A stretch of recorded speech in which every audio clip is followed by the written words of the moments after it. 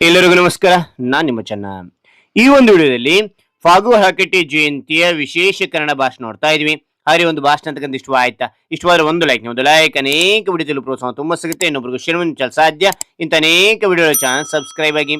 ಹಾಗೆ ನಿಮಗೆ ಯಾವ ರೀತಿಯ ಭಾಷಣ ಯಾವ ರೀತಿಯ ಪ್ರಬಂಧ ಬೇಕಂತೇಳಿ ಕಾನ್ಸ್ಟ್ಲಿ ಕಾಲ್ ಮಾಡಿ ಆ ವಿಷಯಕ್ಕೆ ತಕ್ಕಂತೆ ನಾವು ವಿಡಿಯೋ ಮಾಡಲು ಪ್ರಯತ್ನ ಪಡ್ತೇನೆ ಅಂತ ಹೇಳ್ತಾ ಹಾಗೆ ಒಂದು ಭಾಷಣವನ್ನ ನೋಡ್ತಾ ತಿಳಿತಾ ಕಲಿತಾ ಹೋಗೋಣ ಬನ್ನಿ. ಆತ್ಮೀಯ ಗೌರವಾನ್ವಿತರೆ ಮತ್ತು ನನ್ನ ಪ್ರೀತಿಯ ಬಂಧುಗಳೇ, ಇಂದು ನಾನು ಕನ್ನಡ ಸಾರಸ್ವತ ಲೋಕದ ಅಪ್ರತಿಮ ಸಾಧಕ, ವಚನ ಸಾಹಿತ್ಯದ ಉದ್ಧಾರಕ ಡಾಕ್ಟರ್ ಫಾಗು ಹಳಕಟ್ಟಿ ಅವರ ಜೀವನ ಮತ್ತು ಸಾಧನೆಯ ಕುರಿತು ಮಾತನಾಡಲು ನಿಮ್ಮ ಮುಂದೆ ನಿಂತಿದ್ದೇನೆ. 12ನೇ ಶತಮಾನದಲ್ಲಿ ಬಸವಣ್ಣ ಹಾಗೂ ಶರಣರು ರಚಿಸಿದ ವೈಚಾರಿಕ ಕ್ರಾಂತಿಯ ವಚನಗಳು ಕಾಲಕ್ರಮೇಣ ಅಜಾಗರೂಕತೆಯಿಂದ ಮೂಲೆ ಸೇರಿದ್ದವು. ಗೆದ್ದಲು ಹಿಡಿಯುತ್ತಿದ್ದ ಆ ಅಮೂಲ್ಯ ಜ್ಞಾನ ಭಂಡಾರವನ್ನು ಹುಡುಕಿ ಸಂಗ್ರಹಿಸಿ ಜಗತ್ತಿಗೆ ಪರಿಚಯಿಸಿದ ಮಹಾನ್ ಚೇತನವೇ ಫಕೀರಪ್ಪ ಗುರುಬಸಪ್ಪ ಹಳಕಟ್ಟಿಯವರು. ವಚನ ಸಾಹಿತ್ಯದ ಸಂರಕ್ಷಣೆ ಮತ್ತು ಪ್ರಸಾರದಲ್ಲಿ ಅವರ ಅಪೂರ್ಣ ಸೇವೆಯನ್ನು ಸ್ಮರಿಸಿ ಅವರನ್ನು ನಾವು ಅತ್ಯಂತ ಗೌರವದಿಂದ ವಚನ ಪಿತಾಮಹ ಎಂದು ಕರೆಯುತ್ತೇವೆ. ಹಳಕಟ್ಟಿ ಅವರು 1880 ಜುಲೈ 2 ಧಾರವಾಡದಲ್ಲಿ ಜನಿಸಿದರು.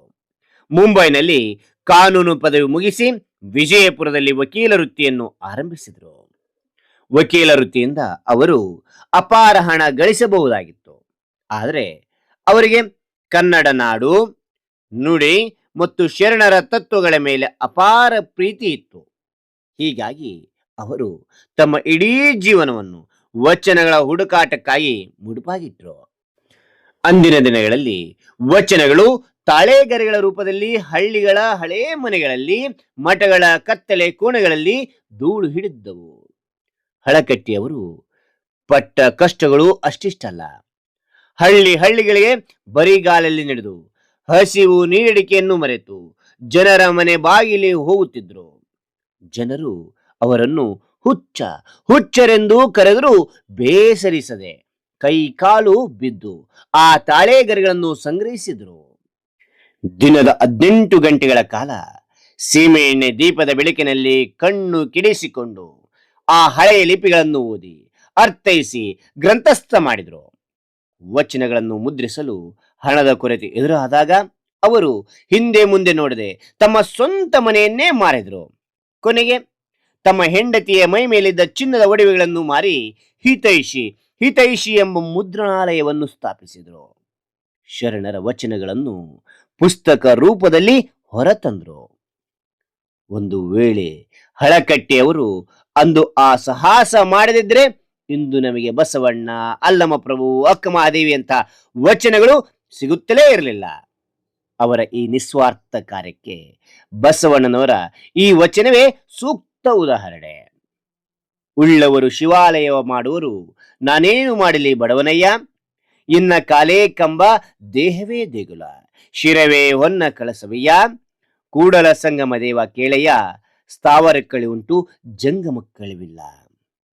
ಹಳಕಟ್ಟಿಯವರು ಇಟ್ಟಿಗೆ ಕಲ್ಲಿನ ಗುಡಿ ಕಟ್ಟಲಿಲ್ಲ, ಬದಲಿಗೆ ಶರಣರ ವಚನಗಳೆಂಬ ಜ್ಞಾನದ ಮಹಾದೇಗುಲವನ್ನು ನಮಗಾಗಿ ಕಟ್ಟಿಕೊಟ್ರು. ಅವರ ಸಾಹಿತ್ಯ ಸೇವೆಯ ಜೊತೆಗೆ ಸಮಾಜ ಸೇವೆಯು ಅಪಾರವಾಗಿತ್ತು. ವಿಜಯಪುರದಲ್ಲಿ BLDE ಸಂಸ್ಥೆಯ ಸ್ಥಾಪನೆಗೆ ಕಾರಣರಾದರು. ಕೆನರಾ ಬ್ಯಾಂಕ್ ಶಾಖೆಯನ್ನು ತರಲು ಶ್ರಮಿಸಿದರು. ಮುಂಬೈ ಶಾಸನ ಸಭೆಯ ಸದಸ್ಯರಾಗಿಯೂ ಜನರ ಸೇವೆ ಮಾಡಿದರು. 1933 ಕಾರವಾರದಲ್ಲಿ ನಡೆದ ಕನ್ನಡ ಸಾಹಿತ್ಯ ಸಮ್ಮೇಳನದ ಅಧ್ಯಕ್ಷರಾಗುವ ಗೌರವ ಇವರಿಗೆ ಸಂದಿತು. ಕರ್ನಾಟಕ ವಿಶ್ವವಿದ್ಯಾಲಯ ಇವರಿಗೆ ಗೌರವ ಡಿಲಿಟ್ ಪದವಿ ನೀಡಿ ಪುರಸ್ಕರಿಸಿತು. ತಮ್ಮ ಕೊನೆ ಉಸಿರಿರುವವರೆಗೂ ವಚನಗಳಿಗಾಗಿಯೇ ಬದುಕಿದ ಈ ಮಹಾತ್ಮರು 1967 ಜೂನ್ 29 ಲಿಂಗೈಕ್ಯರಾದರು.